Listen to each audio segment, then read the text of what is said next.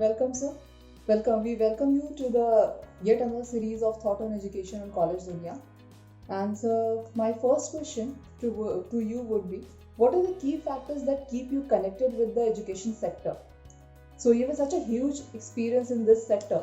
So, what are the things which kept you motivated to associate with this sector? I think this is a very personal question, I'm sure. So let me give you a very personal answer. People who are in education, you should not consider only the experience in education sector as the only thing.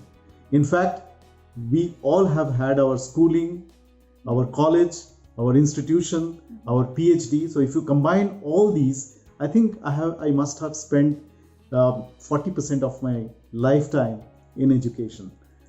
To answer your question specifically, I think the freedom to think, the freedom to pursue my passion, the freedom to read, write, think, discuss, debate, dialogue that education sector provides, I think that keeps me connected with this sector. And I love this sector. If I were not in education, I wonder in which sector I would have been. Okay. So basically, sir, you always try to learn things, and that's why you are always associated with this sector. Every teacher is a born learner. Without the tendency to learn from every experience, from every interaction, with every debate, discussion that you have in your life, a teacher will be half teacher. So I think you are right. It has always been my pleasure to learn from every experience, and that has kept me in good stead till now. Okay, great, sir. So, sir, moving forward, I would like to know that being the dean of this university, of Adamas University, what is your philosophy of leadership? How would you describe it? Your leadership style? Leadership is a very generic term, but when I apply leadership to my domain of education, I think a few things stand out in terms of leadership. First and foremost, as I told you in my earlier statement, I think a leader first and foremost have to be a passionate leader here in academics. Academics doesn't give you a few things which the corporate gives you, which keeps people motivated, and I hope you know what I mean. In general, academics get a lot of satisfaction from what they are doing rather than from external entities. So the love for academics is something that has to be there in every leader. Second is that a leader in academics must be accepted first. There is nothing that we can bring onto the table which a position gives in academics. You have to earn the respect of your team by being perhaps a great teacher, a great researcher, a great academic administrator. Without these traits, I think a leader cannot be accepted in academic field. Okay, great to know this, sir. So, sir, my next question to you would be that being the dean of Adamas University, how do you strategize about the key programs and plans for marketing and administration of the university? We are a private university. So while we are alert and aware of the blue sky way of planning academic programs, which many universities, great universities of the world does, we know that we are constrained, that we cannot have a blue sky planning for academic programs. We normally go for what the market wants. But yes, having said that, we try to make the programs very intensive in terms of academic rigor. I would rather say that as Dean of Adamas University, my responsibility is to make our programs relevant, but without losing the rigor. This is where I think the balance comes in a private university. We have to be relevant to the marketplace. So most of the programs that you will see in our basket of offerings, they have a market relevance, immediate market relevance. The job of the university is to make these programs or design the programs in such a way that they don't lose their rigor. Rigor and relevance together is perhaps the mantra. Okay. So, sir, since we are already talking about the programs of the university, my next question to you would be, how does the curriculum of Adamas University ensure the best practice of industry? As I told you, we are a private university, and therefore our interaction or interface with the industry or the corporate or the profession have to be very, very deep. Without deep connectivity with the profession, I think in fact, any private university will find it very difficult to operate. So the relevance part of our programs come from the vindication of the corporates and the corporate or professional leaders. We have myriads of programs where faculty members and students, they get an opportunity to have a glimpse, and not just have a glimpse, but sometimes have an interface with the industry. Industry people also find it very worthwhile, or rather very interesting, to come to us, partner with us in grooming the future professionals of our university. I think this give and take with the industry or academic industry interface that we normally talk about, I think is what makes private universities relevant and also good. The difference between a good private university and a great private university is perhaps the interface that they have with the corporate world. If the profession accepts you as a thought leader, and if you accept the corporate as the practice leader, I think this symbiosis of industry and academia is what benefits the students, and I think all private universities must go this way. Okay, so basically what I have understood is we want to make your students more industry ready so that there will be no gap between the bookish knowledge and what they have learned. Absolutely. So they will be industry ready always. Absolutely. Given the stage of development that we are in, obviously in future this might change. Great, sir. So, sir, now I would like to know a few things like any insight into how your university could be more welcoming to the students of different economic background. Well, I think here, let me give you first a generic perspective. Universities world over, they get created in locations, in geographies, but unless and until they become a part of that geography, the future of these universities are at stake. And that's the reason why Boston area, where Harvard is there, I think Harvard is more of an entity in Boston. You go to, even in India, if you go to Ahmedabad, IIM Ahmedabad is more of a corporate citizen in Ahmedabad. Same is true for Calcutta, IIM Calcutta. BITS Pilani, unless and until it becomes an entity in Pilani, in that geography, the future of BITS Pilani would not have been so illustrious. So we are also alert to this fact, and in this location where we are, we ensure that we are a part of the society around, we are a part of the community around, and we have a number of outreach programs whereby we ensure that we are considered to be a worthy member of this geography. So to answer your question, yes, universities must be a part of the geography and the community that they are located in, and we also do our level best to be such. Apart from being or apart from having an identity which transgresses the local geography, I think we should also endeavor to be first and foremost very relevant to the local geography or the community that we are in. Okay. Great, sir. So, sir, till now I have understood many things about your perspective for Adamas University, but I would like to know specifically that what do you think should be Adamas University's top priorities over next 5 or 10 years? I think I hinted you in your last question.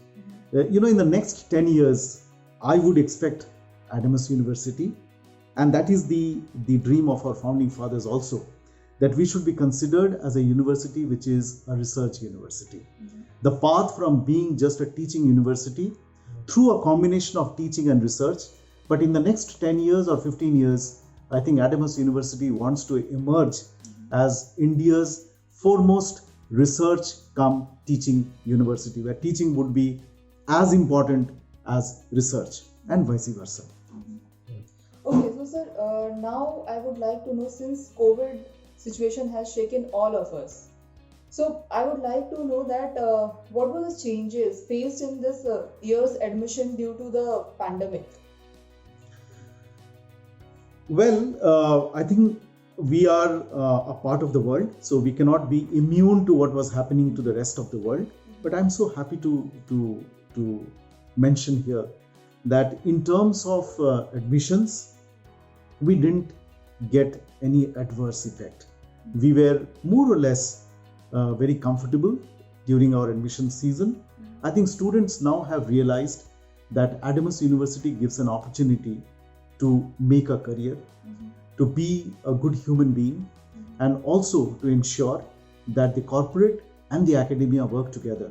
Therefore, I think admissions this year, I would not say was affected negatively. Rather, on the contrary, we were very happy to note that this year actually we grew over last year.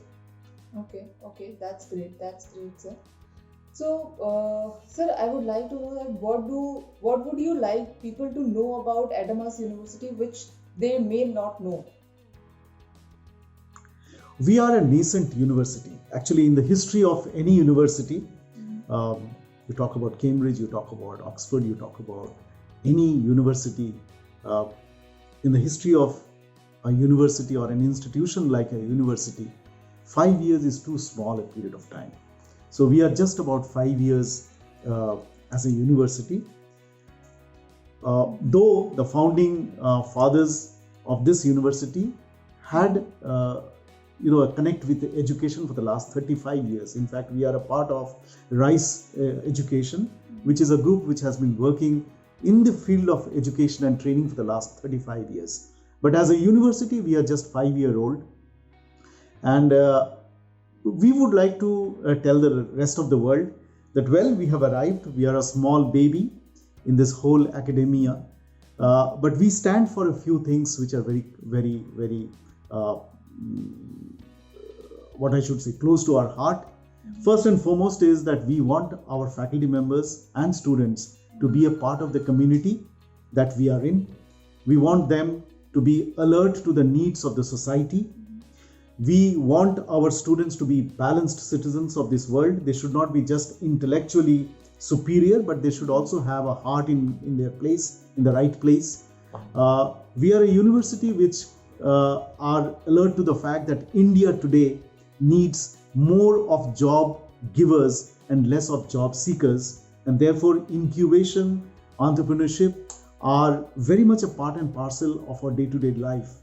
We have in our university avenues where students can excel not only in academics but in all facets of life. The almost 50 clubs that we have, both professional as well as fine arts and other such clubs, ensure that students get a an all-round or holistic development while they are with us. So I think these are the few points that we would like Adamas University to excel in, and also the world to know us about. Okay, great. So sir, till now I have understood so many strength and positive side of the Adamas University. But now I would like to know that what are some of the biggest challenges you see both for higher education in general and for university specifically? Yeah, I know this is a very tricky question, but let me tell you, all of us in the area of higher education, we are grappling with a few challenges, and it is better to accept these challenges. And these are also true for a university like us. The greatest challenge that we face today is the shortage of qualified and dedicated, committed faculty members. It's easier said than done. It's not that easy to get somebody from the market, train him or her to be a good faculty.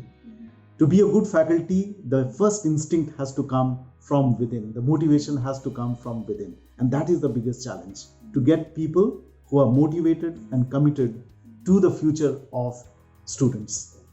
The second challenge is, worldwide, much of the academic processes are becoming automated.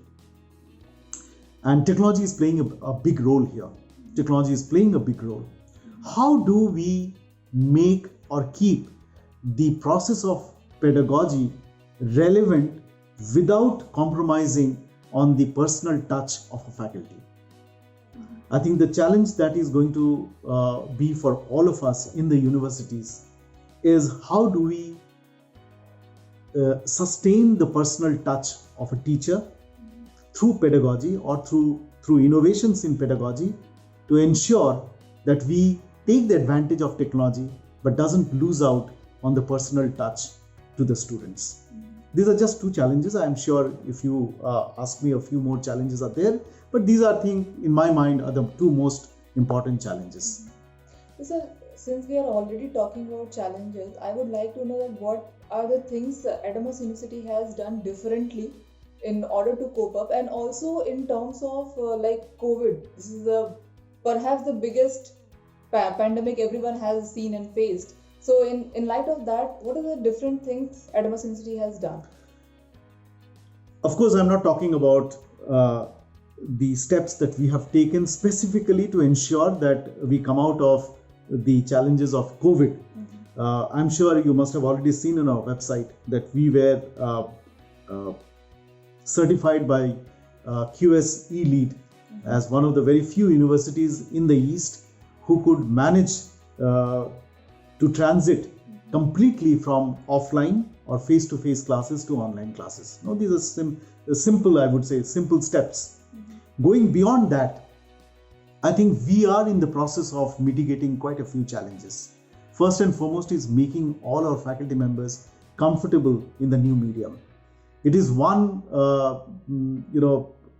part to make compulsory online teaching, but it takes a completely different hue when you ensure, or when you take the task of ensuring that every faculty member is comfortable teaching online with all the hues of diversity. We are a country where perhaps the digital divide is so very prominent. We keep talking about digital divide. Now, with the digital divide among the student, add the digital divide of the faculty members, and you can understand the complexity of the problem that I'm talking about.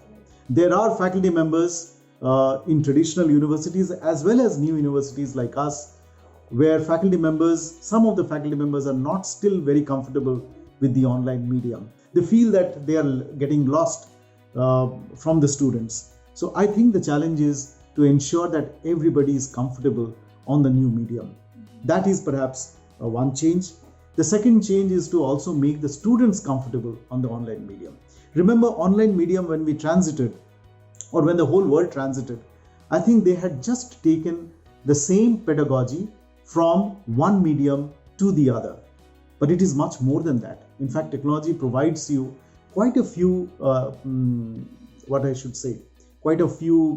advantages which perhaps an online or an in-class doesn't provide.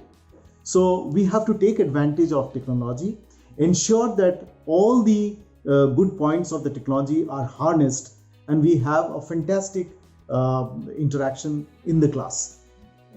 Apart from that, obviously, our academic processes like examination, like class scheduling, monitoring of the class, faculty development, all these processes gradually will have a blended medium, and that is perhaps the next steps. We are already in the process, but perhaps apart from just teaching, transiting the whole academic process in a blended medium, I think that will be the short-term challenge for universities like us, and we are on the job. Great, sir. Great to know this. So, sir, this brings us to the last question of the session. So, sir, I would like to know that any suggestion you would like to give to the current youth and aspiring students? Well, I think you have already set the tone of COVID being the penultimate question. So let me take cue from COVID. And that would make my statement a bit more relevant today. Given the pandemic, which is, as you rightly say, once in a lifetime, it is perhaps once in a century or maybe in a millennium, the kind of challenges that we are seeing world around, I would suggest that youth particularly people who are transiting or graduating from schools to colleges, that means from colleges and schools to higher education. They should not take this as an opportunity not to develop a few life skills. Remember, the world has not changed. The world has still remained where human values, life skills are going to be as important as they were earlier. COVID or the pandemic has challenged us that many of these life skills have to be now self-taught. In a face-to-face class, when a teacher met the students, remember the teacher was standing in the class as a role model. How the teacher conducted himself or herself, the kind of behavior patterns that the students observed in the teacher and tried to imitate. In fact, all of us as students, as good students, have done it in our lives. We have imitated the great teachers. Remember, the new youth or the students who are graduating from school to higher education this year, they will not be having an opportunity or such a great opportunity. So my suggestion to them would be, please learn the life skills on your own. Don't ignore the kinesthetics that we keep talking about, the physical part of your life. Don't just remain confined to only honing up your intellectual capability. Please do a little bit of exercise. Please maintain good health, and first and foremost, be good human beings. And keep up the reading, keep up debating, discussing in whatever medium you have access to. I know face-to-face has quite a few advantages which are now not possible, but let this not be a reason for us not to become full, complete human beings. Education ultimately is the manifestation of perfection that we already have in us, just to quote Swamiji. So let us not forget that the purpose of education is the manifestation of perfection that is already in us. So let that perfection come up and come out in our personality. Great, sir. It was a very, very insightful discussion. Thank you for your time, sir. Thank you, Akanksha.